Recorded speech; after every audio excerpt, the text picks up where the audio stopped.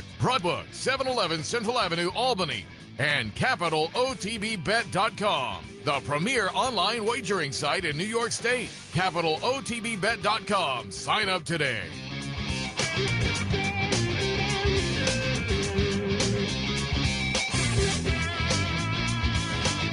Good morning. Welcome to the Handicappers Report. I'm Seth Merrow. You see Brian Nadeau. Also some Dubai racing, which is live this morning on a big racing day, coast to coast and around the world. Brian, good morning. Yeah, good morning, Seth. What an exciting day to be a horse player, right? We've got so much going on. Gulfstream down here. We've got 9 stakes, 8 graded, highlighted, of course, by the Fountain of Youth. And then out at Santa Anita, it's Big Cap Day. We got those 2 pick 5s between the first bet tracks.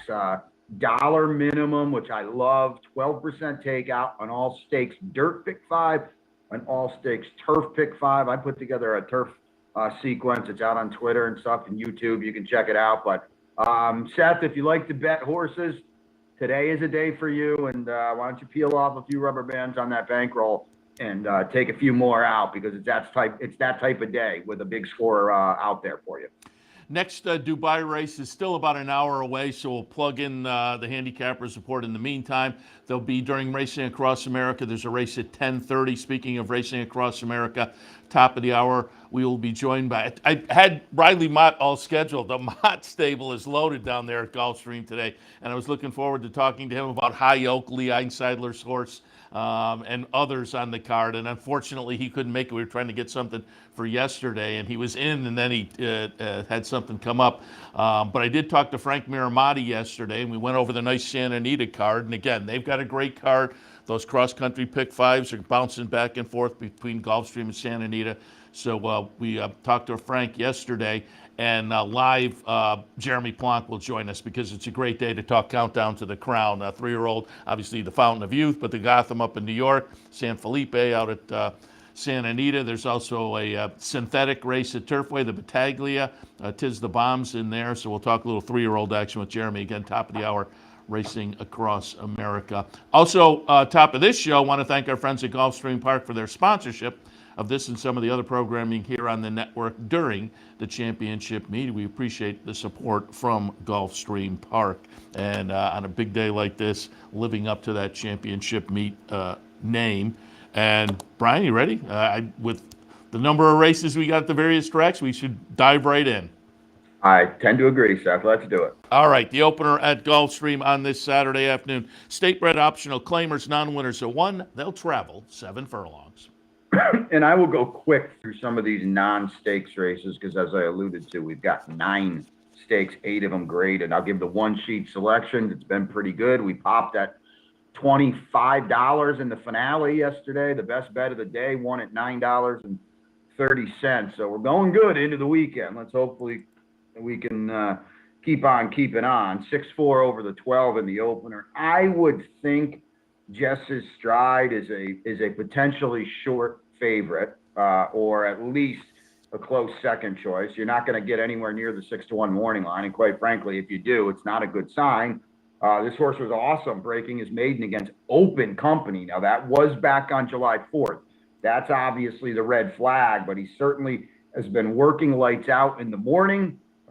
His last race is better than this. Now he might be even more mature. I think Jess's Stride is in a good spot here. Number 4, Twice Too Many for Rohan Crichton. If you're not in the loop down here kind of on a day in and day out basis, man, Rohan Crichton is firing. He's just deadly, especially off the claim. And then we'll go outside to You're Killing Me. Speaking of off the claim, this one was claimed by Maker last time, and typically that's a good thing. But now we got to improve off Larry Ravelli, and that's easier said than done. So I'm going to try to play against You're Killing Me at an underlaid price, but I like Jess's Stride on the comeback in here. 6-4 over the 12, Seth. As is typical on these big 3-year-old stakes days, particularly early in the season, the undercard features some nice 3-year-old maiden special races, and that pertains both to the Derby side of things and the Oaks side of things. And these are 3-year-old filly maiden specials going 7 furlongs. But again, it's one of those races that you think will play into 3-year-old filly stakes a little bit later in the year. Yeah, I mean, loaded maiden special rates. There's two of them. We've got Colts in race 4. We've got fillies in race 2. It's a demanding 7 furlongs. Seth, I'm spreading deep in this race. We'll go 4-12 over the 11-8-1 on the one sheet. As I look at my early pick 5, I used a few others in here. I used the 5 and I used the 6, who, I only can go 5 deep on the one sheet. So it's that kind of race. I go Tiffany's Mo. Dale Romans isn't a first out guy. He's 6%. But anytime I see the Albaugh family as the owners, I kind of pay extra attention. They do such a good job, Seth. And everything they buy, to me, seems live, and they seem like runners. Here's an Uncle Mo out of a forestry mare with plenty of works. Joel Rosario, who's riding down here today, is aboard, and it's just a call. It's kind of where the dart landed, you know what I mean? Blaney outside for Bill Mott, a Tappet runner with Junior. His main man is here. Todd's got Falconet next door with Tyler. Todd debuted Tyson to somehow pay like $13.80 yesterday on the Tapeta. I don't know how that happened with that kind of name. Shug in the Phipps with Inviting down inside. Chad with Signal from Noise, who they paid a lot for an Arrogate, and Jose Ortiz is here. Seth, it's just that kind of race, and I don't have any dope on any of these horses who's a runner or not, but I want to spread as deep as I can. Just looking up some of the breeding, because I handicapped the card obviously as well. Inviting for Shug, sibling to Top Seed. That one won the debut, 2 out of the first 3. But Bellini, who you mentioned in the mix, sibling to Anchor Down, sibling to Sweet Lulu. There's some nice horses in that pedigree. So this is, again, one of those races going to be fun to watch, and these horses will turn up in 3-year-old filly prominent races, certainly later in the season, some of these. Kicking off the stakes action, race number 3, the Canadian Turf, Grade 3 event, $150,000 up for grabs, 8.5 furlongs on the grass. Never Surprised is going to be one of the shortest prices on the day, and he's supposed to because he just ran so big behind his stablemate, Colonel Liam, in the Pegasus World Cup Turf last time, and there ain't no one like Colonel Liam in here. So we'll go just 2-7 to the hoop, use the 3-6 way underneath. But, it should be named the score time for Never Surprised, who, people could make a case for as the second best turf horse in the country behind his stablemate, at least right now, who's run, you know what I mean? Obviously, I'm sure Chad's got to say to that with some of his stars. But right now in the clubhouse, Colonel Liam and Never Surprised to me are the two. Moulage, who I don't know anything about, but it's, first-time Chad off the Euro layoff, hasn't been out since September. And, Son of Tornado, a Euro import, has been running at the B-level tracks in Europe. But it's Chad, it's Irad, it's Madacat, Mike Dubb with the pink and yellow. They do so well with these kind of imports. So I would think this horse can run a little bit. And that's it for me. English B for a piece of it and Clear Vision for a piece of it too. Seth, it's the type of card where you kind of need to take some stands and you kind of need to be able to leverage the favorites into races like race 4 and previous race 2 that are deep spreads. I think you get a single here with Never Surprised. All right. The aforementioned 4th race for the maiden 3-year-old boys going 7 furlongs, and like the earlier ones, some of these will show up in 3-year-old stakes later in the season, unquestionably. Yeah, without a doubt. I mean, it's a loaded race, Seth. Look at all the firsters. Look at all the connections. It's just the horses that have run already have run very, very well. So 2-10, 8-9-1, and I went 9 deep in my early pick 5. So again, it's that kind of race. I went down inside with Town Branch, a Godolphin firster for Mott and Junior.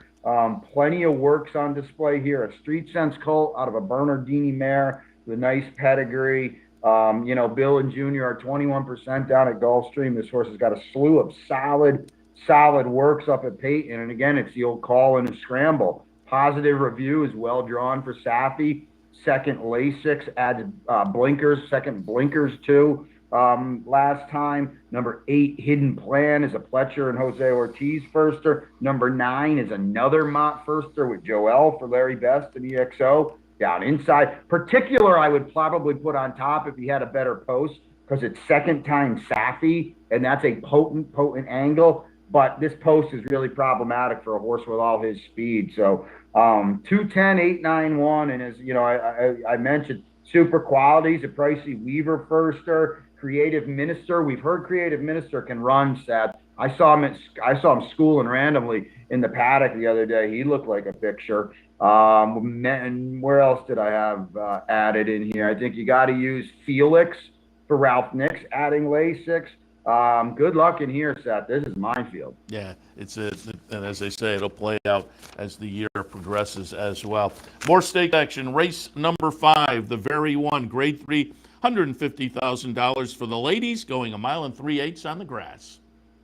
5 over the 2.8 for me, and here's another line in the sand. You know, Virginia Joy hasn't been out since July, but it's Chad, Peter Brandt, and Irad off the layoff. So that's a good thing to me. And Virginia Joy's body of work against better is better. And yeah, the layoff is I will call it an issue for most people, not for Chad. You know, he's just so good at that. So I would think Virginia Joy. Obviously, she's not going to be 100% cranked. She's just a better horse, and I'll take the single there. Harajuku ran very, very well behind Always Shopping last time, and kind of like a no chance trip, but still ran very well. So I think she's the main danger here, but she's not going to get much pace either today. And Virginia Joy should be in front of her the entire way. Beautiful Lover is tactical, and she ran very, very well to win the La Praviante earlier in the meet. But she's going to have to run better than that to win today. So, you know, I kind of fade her a little bit. I do think it's Virginia Joy. I don't like the short price that you'd have to take. Probably wouldn't bet her to win, but I'll bet her in the single here. 5 over the 2.8 in the very one. Race number 6, the Devona Dale. These are 3-year-old fillies, Grade 2 event, $200,000, and they will go the 1-turn mile. So the complexion of this race really, really changed. Mina Greta, who's got no chance in here, she was entered in an allowance optional claimer on Thursday, and she scratched out to presumably run in here. So I expect her to run, and that's huge because she's really, really fast. And what that does is it now means Girl with a Dream is not going to be loose on the lead. She's probably going to be pestered by a 50-1 on the lead. So it completely changes the complexion of the race. So let's go 5-3 over the 2-1 with Sweet Danny Girl.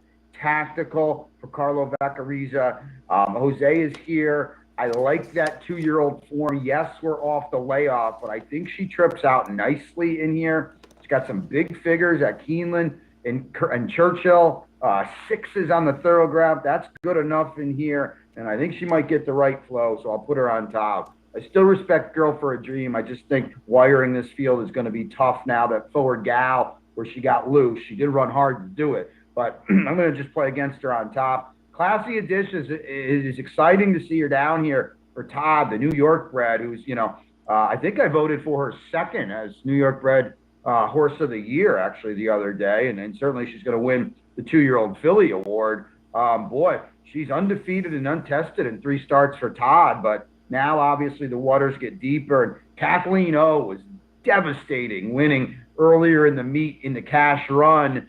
But she's going to have to run better than that today. She will get some more pace to run into, but it won't melt down like it did last time.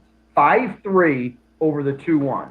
I also sent in my New York bred ballot the other day, and I will say, I don't know if there's ever a slam dunk as heavy as American Revolution in the categories he was in. Because typically these New York bred, you really have to parse out sometimes. Have these horses faced open company, graded open company? You're really, some of the categories of American Revolution just kind of stood out in his categories. The 7th at Gulfstream today, the Palm Beach, $125,000 up for grabs. These are 3-year-olds going 1 mile on the grass. I like, we're down inside, 1-6 over the 9. And I think Credibility's going to run today. And he's got a win here.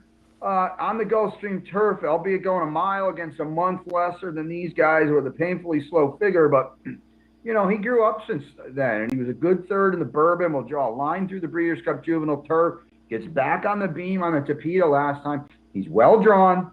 He's tactical. and he's a price. I know this is your division, Seth. He's a square price, and he's no slower than anybody else in here. So why can't he put a little bit of a surprise? Cassie and Edwin Gonzalez.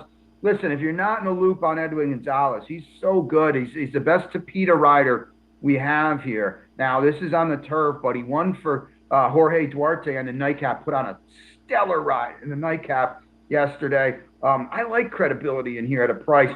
Boy, Royal Spirit was my best bet of the day last time on Holy Bull Day, and oh my goodness, I don't even want to think about the loss he suffered.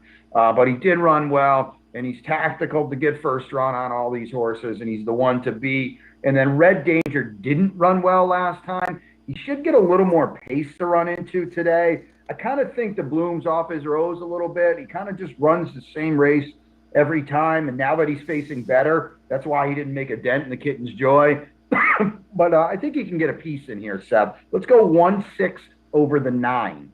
Sounds good. And let's take a break because that'll lead us into the Saturday afternoon Rainbow Six when we come back. So we'll take this pause. We'll be back to complete the Gulfstream card. I will shift attention a little bit later on to Aqueduct. All of that after this. Stay tuned. Having trouble finding us? It's actually quite simple. Whether online or on your TV, it's never been easier to watch and wager on championship horse racing with Capital OTB. Simply log on to capitalotbbet.com. There you can watch our morning shows, live stream races, and wager on our state-of-the-art wagering platform. You can also watch from the comfort of your home on Spectrum Cable Channel 1250 or Fios Channel 467 and win more with Capital OTB.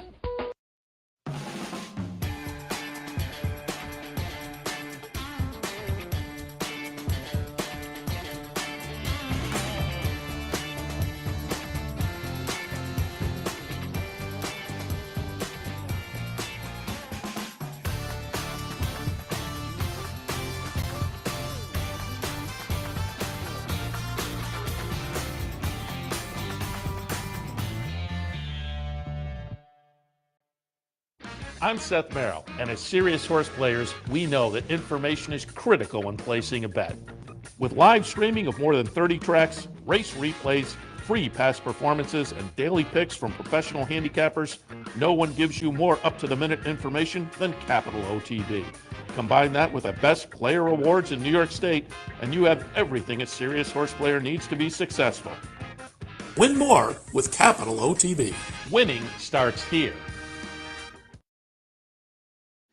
Welcome back to the Handicappers Report. Seth Merrow in the studio, Brian Nadeau live from Florida. You will watch him during the afternoon on the pregame show and during the paddock commentary and whatnot, giving some ideas. And it is a great card down there, so really looking forward to it. We've gone through the first 7 with some ideas. We will now go through the last 6. Race number 8 at Gulfstream on this Saturday. Optional claimer with the C condition. 1 mile is the trip. So, Seth, I just want to backtrack one race, and that's my fault. But race 7 also kicks off, okay? We just went through it, the Palm Beach. That kicks off that $1 pick 5, all turf stakes pick 5 between Gulfstream and Santa Anita. You got the Palm Beach race 7. You got the Honey Fox race 9. Then you got the Buena Vista out in Santa Anita. Then you come back with Here Comes the Bride. And you stop it with the Grade 1 Kilroe Mile out at Santa Anita. Those are the 5 races, 12% takeout. Let me jump in here. So if people are wondering what are the races and whatnot, I will tell people, go to Equibase. If you go to Equibase, there's a little graphic on the side where you can pull up the free pass performances for those 2 pick 5s, the turf. The all-turf pick 5, the all-dirt pick 5. So that'll tell you what races they are, and you'll get free PPs. It's right over on the front page of the Equibase website, free pass performances for those 2 cross-country pick 5s. So people should go over and pick those up. Yeah, I mean, it's really, really a good, tough sequence. Listen, as a bettor, I like the 50-cent pick 5s. I get it, but every once in a while you throw in the dollars, and the dollar pick 5 sequence, you don't really need much of a price anymore because it whittles the pool down when, let's say you get a $9 horse. Well, everybody on a 50-cent play can come with a $9 horse. You give it a dollar increment, it's a little different, Seth. And I'm excited to see, A, what kind of pool we get, and B, what they pay off, because I think they're going to be pretty healthy. So just take note of that. As you said, the PPs are out there. The DRF did a good job. And let's see where the dirt sequence kicks off at 4:28 with the San Carlos. The first Gulfstream race is the mile at 4:40. Okay, so there it is. It's just a fun bet. And oh, by the way, let's promote some more. We're going to pay out the Rainbow again tomorrow, mandatory again tomorrow, a week after we did it last week. So you want to bet this week, you go right ahead and have at it. All right. Again, 8th race at Gulfstream, optional claimer with the seat condition, a mile a trip, kicking off the Rainbow 6. I'm interested to see what Soup and Sandwich can do in here. Well, I like them. I did. I picked them, Seth. 10-1 over to 2-3. If you've got time and you're on the Capital OTB account, and they do such a good job with the replays, go back and watch this race. First of all, that was a graded stakes kind of feel. It was loaded. Yeah. And go back and watch Soup and Sandwich, and you'll pick him up from the back with the live oak colors. And boy, he put in a really, really nice wide middle move. Now, he was left with too much to do on a day when Candyman Rocket was awesome on the return for Bill Mott, but Soup and Sandwich in a really tough, impossible kind of spot ran well. And I think he fires back here today. This is the kickoff of the Rainbow today. 400,000 in the gross guaranteed pool. I like him today. I like him quite a bit. Down inside, Liam might get loose, and he got fried, chasing Speaker's Corner last time, who was, awesome in winning. Going to put the blinkers on, and he's the controlling speed in here. The question is, how much pressure does he get from anyone else? If they don't run with him early, they might not see him late. Capo Costello, I thought, ran okay last time behind Olympiad, who's another freak 4-year-old for Bill Mott. He went out to the fairgrounds and set a track record and then winning the was it the Mine Shaft? It was one of their graded stakes races. So that was a positive, first U.S. start for Fausto Gutierrez. And then Chocolate Bar next door ran well behind Collaborate. 10-1, 2-3 to kick off, as I mentioned, that Rainbow. Race number 9 at Gulfstream on Saturday. The Honey Fox. These are fillies and mares going a mile on the grass. Grade 3, $150K the purse. So here's two spread races in the pick 5 for me. This is one of them. 9-6, 8-5-9. Okay, there it is. That's the spread race. In our pick 5 at Gulfstream, this race is also in that Santa Anita All Turf Stakes pick 5. In Italian for Chad. 3 starts, none of them stakes. Now he bumps her up. It's a good race today. A lot of these gals come out of good runs in the Pegasus World Cup Filly and Mare Turf. But this is one of those lightly raced Chad runners with a world of upside. She, oddly enough, has speed, which is not typically something you see from Chad's horses. She is stepping way up. She has to run a lot faster, but she'll be a decent price in here. I just think she might be okay. And I think the fact that Chad puts her in this spot, Chad's not a guy that runs horses over their head where they don't belong. I think she's interesting in here. I think she's going to run a big one. I'm going to put her on top. Giftless, 4th behind Regal Glory in the Pegasus World Cup Turf. Certainly Alms, who ran so well to be 2nd, came again down inside. They're both in the mix, and you have to use them. Next door is Bipartisanship, who was 5th in the World Cup Pegasus. And then out, where else are we going? I've got also, don't sleep on Wakanaka, who was 6th in the Pegasus Filly and Mare Turf. But that was off a trainer change to Mott. That was off a Euro layup from April. And they put her in a tough spot. Seth, she didn't disgrace herself. She's going to run a lot better today. She would not surprise me at all. This is a tough race. I go 9-6, 8-5, 8-5. Yeah, as I say, I was 8-5-7. I'm sorry to interrupt, Seth. I was hoping to get Riley Mott on, and he had something come up, but I had already kind of looked at some of the replays and whatnot, and I pulled up that Italian 1,000 Guineas for Wakanaka, and that was a pretty nice looking race. So I agree with you. That one in the second start over here could be an interesting play. The 10th at Gulfstream today, the Gulfstream Park Mile, Grade 2 event, couple $100,000 up for grabs, and as the name indicates, the one-turn mile. Yeah, and go back. You want to see a racehorse run? Go back and watch Speaker's Corner in the Hooper last time. Wow, was he awesome! And here is another one of these newly turned 4-year-olds for Bill Mott, and we've seen a bunch of them: Olympiad, Candyman Rocket, and Speaker's Corner. And Seth, this obviously we've got Life is Good, but this horse is, to me, is going to be one of the top 3 or 4 horses in the country this year. I think this horse is awesome. The Hooper was the old coming out party. I think he's, doing what he wants to do, and that's run it, one turn, elongated races. And he's a Met Mile potential winner. I think he's that good.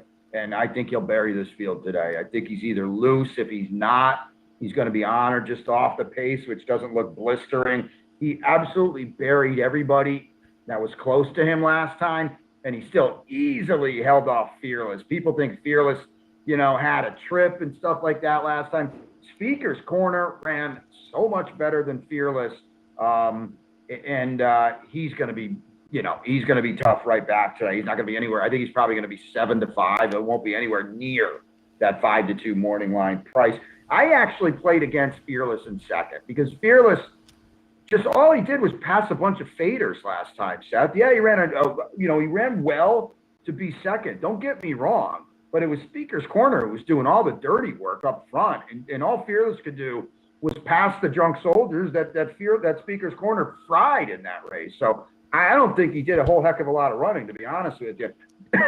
Diamond Hoops is interesting. He's all right, and he's back on 2 weeks rest after the long layoff. I thought he ran well behind miles ahead and drained the clock in the GP sprint just 2 weeks ago. Now he stretches out. He's going to get some pace to run into, and he's going to catch some horses, again, that are going to get fried in the wake of Speaker's Corner. So I'm going to try to break up a chalky exacta and put Diamond Hoops in second. More than willing to fade Fearless today, but right back with Speaker's Corner. 3 over the 9-4-7. Race number 11, it is the Mac Diarmida Grade 2 event, $200,000 up for grabs, 1 3/8 on the grass. Here's one of the singles, right? Aban is the best long-distance turf course in the country. Showed last time in the McKnight that he doesn't have to be on the lead. I see no pace in here whatsoever. So to me, he just gallops around out there. And when it's time to go, Luis asks him, and he blows the doors off this field. He's been so good in his last 2 starts, and he ran fast last time. And to me, Seth, he just looks better than quite frankly, an average field. Mike Baker's got 5 in here. Fletcher's got 3, but I'll go lure him in second for Bobby Hess Jr. He's got good, solid turf form, and he's tactical. So let's put him on top. He comes in off the turf torpedo win last time. Go outside to Sham Rocket, the other Fletcher, who's reportedly been training very, very well, and he's going to like getting back to the turf. He's actually got comparable numbers to Aban, but he also doesn't have any speed, which is a problem for him. So let's go 1 over the 5-10. It's Aban at a very, very short number.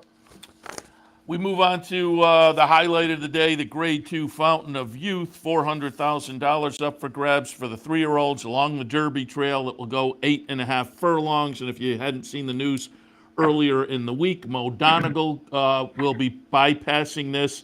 And as Brian was talking earlier, I was just kind of looking over Twitter feeds, and Mike Welch tweeted out that Giant Game was on the track working this morning, and Dale Romans will elect for another day for Giant Game as well. So adjust your PPs accordingly. Brian, your thoughts on the Fountain of Youth? Yeah, not only that, but the morning line you see is Pete's revised morning line once Mo Donegal came out. The cool thing was we drew on Monday, so everybody's had a big chance to look at these races, and Pete had enough time to redo the line after Mo Donegal scrapped. So 3-8 over the 2-9-6 for me, and I was stunned to see Howling Time at 15. To me, he's more like 6 or 8 to 1 in here, and I think that's the price you're going to get, but he will be a square price. And, his Churchill races were really good. And yeah, maybe he got exposed a little bit in the Jockey Club, but he was on the lead that day. That's not where he wants to be. And Seth, as you know, the Jockey Club has come to be proven the absolute ultimate key race. Classic Causeway comes back to look awesome in the Davis. White Barrio comes back to look awesome in our Holy Bull. Smile Happy came out as a 3-year-old and was a really good and troubled second in the Risen Star at Fairgrounds. It's been the ultimate key race. Howling Time is well drawn. You want to be close. He's tactical. Don't forget too, Seth, that this is a short finish line, so you're not going to go watch Mo Donegal in the Holy Bull. That's what the short finish line does. You simply get to the far turn. You're too far behind. You're not going to get there. It's just, it's a tricky race. You need to be close. So if anybody out there, is taking one of these closers in here, that's going to spot some ground, the Rattle and Rolls, they are really, really up against it. You've got to be close. Howling Time should be. I like him in here. Emmanuel, listen, he's going to, I think he's probably going to be favored. Maybe they will come back to simplification. I don't know, Seth, because I liked I liked this horse for Pletcher in the Union on Wednesday, and he was terrible in an allowance race here. So now I'm starting to wonder, what happened up at Tampa when Emmanuel won that race. Now, he did win it the right way, but I got him in second. I'm a little leery. Simplification. I bet Simplification to win in place last time. At the start, I threw the ticket out because I thought, this is a horse I bet because he was going to be the lone speed, and he blows the break. And to his credit, Seth, he ran awesome behind White Barrio. I can't believe I got my money back on him running second. But now, maybe Pete's right. Maybe he will be favored because everybody saw it, and Jose Ortiz gets aboard now. I get it, but I'm against this horse today. I think he regresses. I have to fade him because I think he ran so big last time. I'd love to see him run well right back because, Antonio Sano is just so easy to root for, but I'm against him, Seth. Lee Einsiedler, our buddy, has got High Oak with Mike Francesa.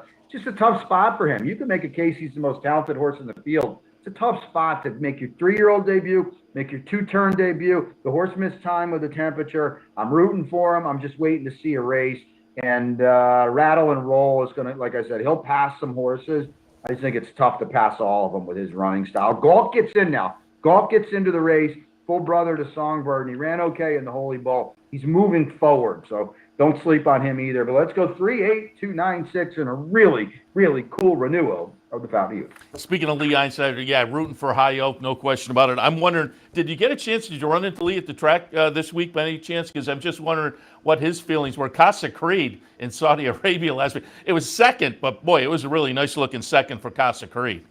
Lee called me the other day, and this is why he's like the best guy out there. He said, "Hey, Brian, I just want to let you know I got a suite at the track on Saturday. Mike Francesa is going to be there." He said, "I'd love you to come up and put your feet up if you have a second or two." I mean, he's just the coolest guy. He's so nice and accommodating. I know he's been good to you, Seth, if you ever need him. And he texted me after Casa Creed last week, and I hadn't seen it. He said, "Make sure you watch this race." He ran huge, and he was so happy, So, boy, they've done such a good job with that horse. And now they've got a really good 3-year-old. It remains to be seen how far High Oak wants to run and how he's progressed from 2 to 3. But this horse is all right. Lee bought him himself. So, he's so easy to root for, Seth. Yeah, absolutely. All right, we will wrap things up with a lucky race number 13, about 6:15 on Saturday afternoon/evening. The Here Comes the Bride Grade 3 event, a mile on the grass for the 3-year-old fillies. So, like you said, Seth, about 6:15 in the p.m., and I'm making everybody wait for the best bet of the day. It's Spenderella. 4 over this 5-2 here. And she's a bold, aggressive single to end it. I loved her debut for Graham Motion, who, as you know, is a guy that never really cranks them early on to win their debut. And Spenderella was awesome. And they paid a bunch of money for a daughter of Caraconti, and her race was as fast as any of these stakes horses I've ever run. I know she steps up and faces winners and faces some, solid graded stakes horses like Opalina.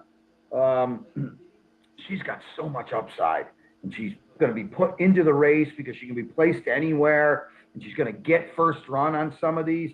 man, I like her a lot in here, and I think she's going to blow up today and really take a step forward. I've got her on top. Beside herself, a Fletcher and those famed Michael Tabor silks I love so much, Thunder Gulch silks. She ran huge to break her maiden. If she gets loose, she's going to be tough to reel in. She was streaking home last time. I've got her in second. Down inside, Mischievous Kiss ran very, very well as a 2-year-old in New York for Bill Mott. Now she's coming back at 3. The layoff, not really a concern with a guy like Bill Mott, 25% off this little kind of a break. Junior is here, his main man. So she's scary in her 3-year-old bow. But, man, I love Spenderella in here, Seth. 4 over the 5-2 to end it. Ending a spectacular Gulfstream card. And again, there'll be a tie-in with the corporate sister out on the West Coast.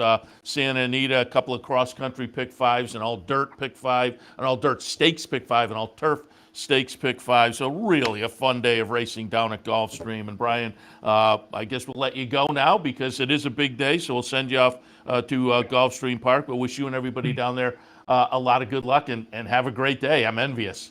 Yeah, thanks, Seth. I can't wait to see you down here for Florida Derby and get the band back together. That's exciting. But yeah, I'll be on the early show with Ronnie today, doing that. So I'm gonna run. But yeah, best of luck to you and everybody back home. As excuse me, as you said, it's just a really, really exciting day on a coast-to-coast day. We've got those big races in Dubai as well as what, like a preview to the World Cup day. So man, from early morning to late at night, I think the big cap goes just a little bit past 8 o'clock. So much fun, so many different wagers, amp up the OTB account and fire today because, like we said, it's a very Breeders' Cup-esque kind of day. The pools down here are going to be astronomically big and out at Santa Anita too. And don't forget, we're going to pay out the mandatory, tomorrow on Sunday, 12 races. So man, it's a fun weekend, Seth. I thank you. I thank everybody back home. And like I said, I'm gonna hit it. And we'll talk next week. Sounds good. Thanks again, Brian, for the thoughts on Gulfstream. Have a great day. We'll take a break. When we come back, I will shift the tension. It's a nice stakes day at Aqueduct as well. We'll go over that. Stay tuned. Birdstone is an outside front. They're coming down to the finish. Can Smarty Jones hold on? Here comes Birdstone. Birdstone surges past. Birdstone wins the Belmont Stakes. In front, but here comes High Chaparral. High Chaparral, the defending champ, to take it to Bob. These two arch rivals head to head with Joe Hart bearing down on them. It's going to be a 3-horse photo finish to the turn. Here's the wire. Photo finish. The Clubhouse Racebook is the Capital Region's new home for racing and sports. 25,000 square feet of Vegas-style action with live wagering on the best horse racing from around the world. 260 flat-screen televisions and state-of-the-art wagering terminals. So don't miss out. The fun is only minutes away at 711 Central Avenue, Albany, just off Exit 5 of I-90. And don't forget, if you can't make it to the Clubhouse, you can always wager online 24/7 at capitalotb.com.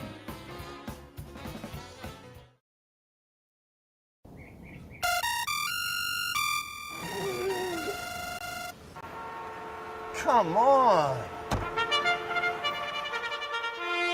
I want sales reports on my desk by Monday. Whoops. My bad. Love racing? RTN brings you every live simulcast on your home television, plus live video streaming and race replays on your PC and mobile devices. To order, visit rtn.tv. RTN, a breed apart. Welcome back to the Handicappers Report on this Saturday, a big Saturday of racing.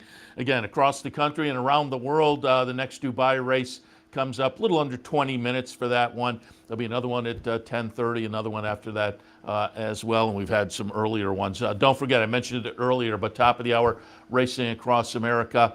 We'll be joined by Jeremy Plonk, who does Countdown to the Crown. We'll talk some of the 3-year-old action because there's great 3-year-old action today. We'll also talk about what we've seen the last couple of weeks with Jeremy as well. And then we taped an interview yesterday with Frank Miramati from Santa Anita to go over the Santa Anita Stakes as well. So we're trying to give you a look at really all the venues this morning and give you some ideas on a big day of racing. Aqueduct today kicks off at 12:50. Race number 1, maiden specials going 6.5.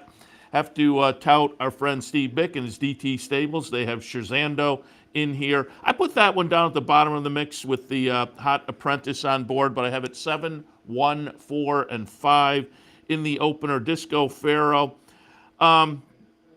Couple of starts, nice improvement, start 1 to start 2. Now, that was on a move from Aqueduct to Turfway. So did this horse get better or just appreciate the synthetic? I'm hoping it's the former rather than the latter, and this horse has just gotten good and will appreciate the return to Aqueduct as an improved horse. So I'll put that one on top for Ray Handel, who's having a good meet. Second spot, Sinful Dancer.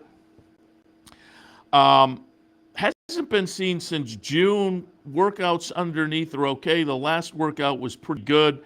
Did show some ability in the first 4 starts of the career. May now come back as an improved 4-year-old because this horse was a very lightly raced 3-year-old last year. So I can see some improvement on the comeback. So I'll tilt in that direction underneath. And then Everesting in the 3rd spot. 10-1 on the morning line.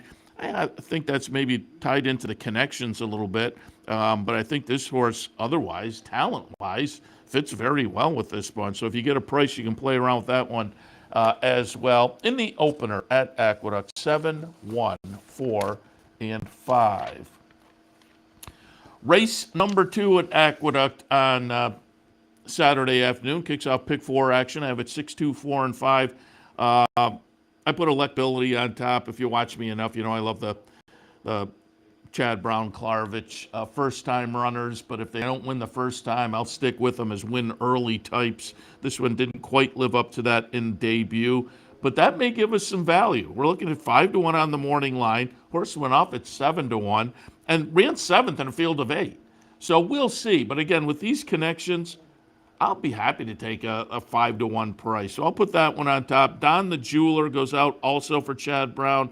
Peter Brandt paid a lot of money for this horse at auction, $875,000. It's buy into Mischief. There was a sibling called Divine Martha that took 9 to win, but was 3rd in the first couple of starts of the career, so showed a little bit of talent. And again, with these connections, the price they paid, you would think this horse will be very live out of the box. Long term, even money on the morning line, a Todd Pletcher runner that has a little bit of breeding, obviously, hasn't quite lived up to it, but has been second 3 times in 3 career starts. Beaten favorite in the last 2, and last time beaten as the 2-5 favorite. So I thought, I'll take a little shot against with the 2 Chad Brown runners, where I may get a little bit of value, a little bit more value than normal. So the second at Aqueduct, 6, 2, 4, and 5. Race number 3 at Aqueduct on Saturday afternoon. The Tom Fool, grade 3 stake for a couple $100,000. They will travel 3/4 of a mile. Short field of only 5 in here on 5-1-3. I put Chateau on top. Goes out for Michael Dub, Rob Atras. Hasn't been seen since winning the Gravesend in the middle of December. But this is a bona fide stakes quality sprinter. Has an affinity for Aqueduct with 6 of the 8 lifetime wins coming at Aqueduct. Has started 12 times at Aqueduct, and those 6 wins means wins 50% of the time here. So there's plenty to like on Chateau. Repo Rocks in the 2nd spot. Couple of seconds and a 3rd going back over the last 3 starts of the career. Last time it was a 2nd in the grade 3 Toboggan. That was back on February 5th. So just seems like in good form and certainly a solid contender. Officiating comes up from Gulfstream for Safi Joseph. Ran 3rd to Speaker's Corner in the Fred Hooper last time. And again, we were talking about Speaker's Corner earlier with Brian, and he was talking about this will be one of the best horses of the year, perhaps. So a 3rd to that one. No shame there. Before that, had won the Mr. Prospector, and the Safi says, hey, let's ship up to Aqueduct with this one. That says something. So officiating interesting as well this afternoon in the Tom Fool Handicap. I have the 3rd race, 5, 1, and 3. You can see they're in the walking ring there for the upcoming race at Dubai. We will get you that live because we should be wrapped up by the time that goes off. But race number 4 at Aqueduct on Saturday afternoon. Again, always like to root for the local connections. And here we have number 4 Jumpster going out for Eddie F's Racing and Company. So certainly rooting for that one. I put that one down in the 3rd spot. 9, 1, 4, and 3. I have Breaking Stones on top. Speaking of local connections, it's our friend Roddy Valente with a horse that has been bouncing around this level of company over the past few starts, and last time just missed as the 8-5 favorite. I just think this horse is in good form. Clearly the last few starts, and particularly the last one, is right in the comfort zone. Gets the outside post position to kind of get a look at the rest of the field. I'll put Breaking Stones on top. Victory Built has some early speed, likely to use that from the rail. And just looking at the rest of the field, this may be the horse. Forgotten Mission perhaps has the speed. Breaking Stones has some early speed, but going from the rail, wouldn't surprise me if Victory Built gets pushed and becomes the one to catch, although I think there's enough speed that Breaking Stones will be right there with that one, and maybe they take them all the way around. And then Jumpster, again, the Eddie F's runner, hasn't been seen since last July up at Saratoga. Comes back for a reduced rate. The Saratoga race was a clunker, no doubt about it, but it was also first time around 2 turns. I think the cutback to the 1 turn, the reduced rate today, could put this one in the thick of things, but we'll have to overcome the layoff. 4th at Aqueduct, 9, 1, 4, and 3. Race number 5 at Aqueduct on Saturday afternoon. State Bred Made Specials going a mile. 3, 4, 1, and 6. I'll put Chapel Road on top. First there by Christophe Clement. And congratulations to Christophe's son, Miguel. He and Keisha Courtney got married on Thursday. I saw on Twitter the bride coming down the aisle, the Thursday wedding. So congratulations to the couple, the newly wedded couple.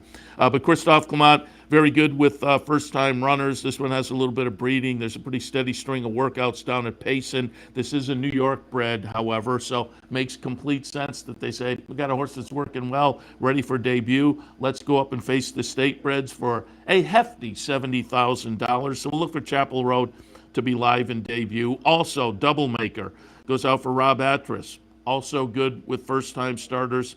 Also showing some decent workouts. You know, nothing jumping off the page, but just a steady string of workouts that kind of indicate the horse should be ready to go. Moped Dennis in the 3rd spot. Jeremiah Engelhardt trainee. Really good-looking debut. I mean, one to build on anyway, and one that kind of gave you some confidence that this may be a nice runner. And then the follow-up was not so much. It was over a muddy track. We'll see. Was there a bounce? Did the horse not like the wet track? I think off of that debut, though, Moped Dennis deserves to get one more look at least and help us define which of the last 2 races is more the one to go on. And then State Planning in the 3rd spot. Nice improvement, start 1 to start 2. It was a stretch out to this mile. Should be a player again. 5th at Aqueduct, 3, 4, 1, and 6. Race number 6 at Aqueduct, State Bred Main Specials going 3/4 of a mile. 5, 3, 1, and 8 in the 6th at Aqueduct. I'll put Hot Rod Rumble on top. Excuse me, Steve Asmussen trainee that had a little bit of a layoff from the 2 to the 3-year-old season, November to January. A little bit of a layoff, couple of months. You know, in 2022, that's not a huge layoff, but did come back with a lifetime best buyer number, so maybe just is kind of coming into some good form right now. And in career start number 7, maybe ready for the breakthrough. Hot Rod Rumble on top. Beach Boy Al in the 2nd spot. A couple of decent races so far. It's a 5th place finish and a 4th place finish, but the numbers match up nicely with this group. And I think off of those 2, 3rd start of the career, and again, looking at the complexion of the rest of this particular field, Beach Boy Al is a real player. And then Kaz Mike in the 3rd spot. Just have to pay attention to these kind. This is a state bred, has been training over at Penn National. But again, it's kind of, okay, we're training okay. We have a New York bred that's ready for debut. let's go to New York and vie for $70,000. So the scenario says at 8-1, this horse could be a little bit intriguing in the 6th at Aqueduct. 5, 3, 1, and 8. And actually, I had the 8 down in the 4th spot, put Safalo's Mission in the 3rd spot, and I had changed things up a little bit there. So Safalo's Mission coming out of the New York Stallion Series actually squeezed into that 3rd spot. Tossed in a clunker in the stakes race, but the 2 just before that were certainly good enough to consider that one. So again, when I got down to Kaz Mike and Safalo's Mission, I was kind of going back and forth, and I wound up with Safalo's Mission, as noted with the numbers 5, 3, 1, and 8. 7th race this afternoon at Aqueduct. I have a 2, 1, 8, and 5. I'll put direct order on top. Ray Handel is going very well. This is first off the claim for Ray Handel. This horse has been very popular at the claim box and has been productive for most of the folks who have claimed over the past, season plus 2021 and 2022. 12 starts, and 6 of those have been in the money, including the win last time, which seems to show the horse is in very good form right now. Claim for 16, comes back for 20, I think is right in the ballpark of the proper class. So direct order on top. Glory Road in the 2nd spot, also coming off of a win. This one was claimed 3 starts back for 35. Tried much stiffer in the follow-up and didn't go well, but went back to the 35 level last time and won. Now they run for 20, but I think they banked some money, 2nd start off the claim. I think it's one of those where you get kind of a free square. We've got enough money. If things work out, we'll be okay financially in the situation with the money in the bank from last time. And Kumar in the 3rd spot. Just seems like a good fit with this bunch for Gustavo Rodriguez. Went for 16 last, 2 starts back, 25 last time, splits the difference. But if you look down the page, class-wise is right in the thick of things with this group. 7th at Aqueduct, 2, 1, 8, and 5.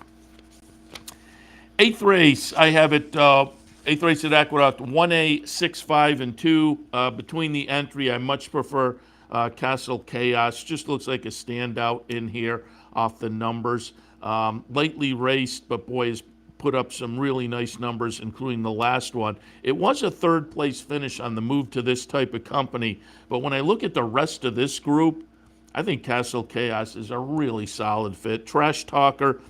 This one, if you buy the last number, is going to be the one to beat, but the last number kind of compares with a start 4 back, but otherwise, those 2 just stand out as kind of aberrations, but that he's had a couple of them says maybe it's not an aberration, but can he string them together? I don't know, but off of that last race, you can't ignore Trash Talker.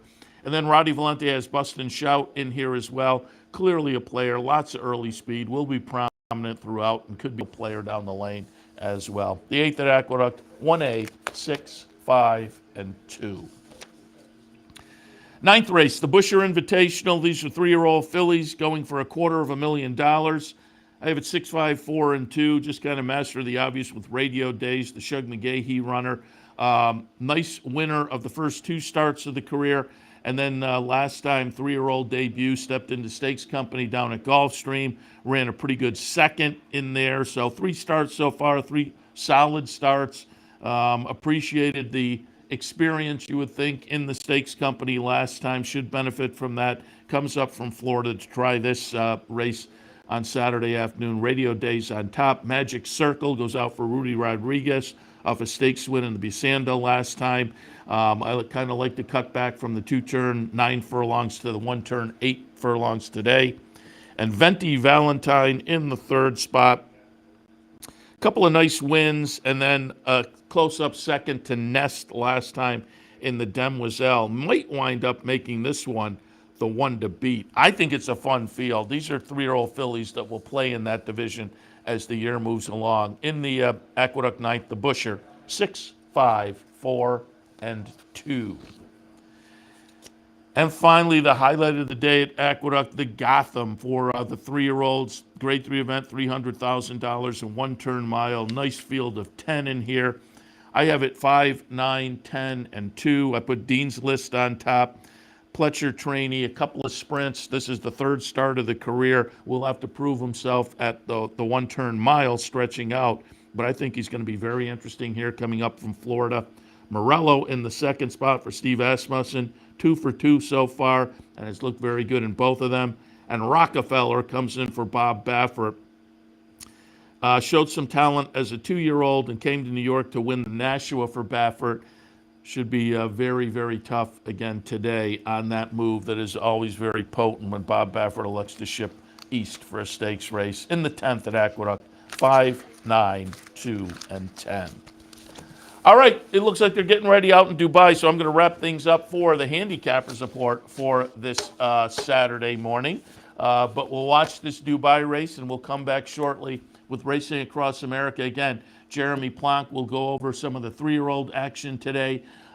He does the great countdown to the Crown package. So we'll talk to Jeremy, and then we taped an interview yesterday with Frank Miramati going over all the stakes out at Santa Anita as well. All of that coming up at the top of the hour right after we watch this Dubai race. I'm Seth Merrow. A little bit earlier, Brian Nadeau. We took a look at Aqueduct and Gulfstream for Saturday. If you didn't get a chance to write down the selections, you can always go to capitalotb.com and click on the Handicappers Report link. Nice printable sheet with all the selections there.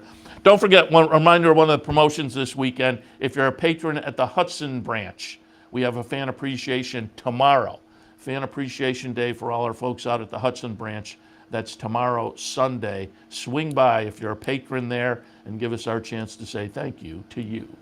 All right, we'll wrap it up and put a bow on it for this edition of the Handicappers Report. But again, after the race, top of the hour, Racing Across America. We'll see you then. Abu Dhabi enlisted company had a Spirits of Light.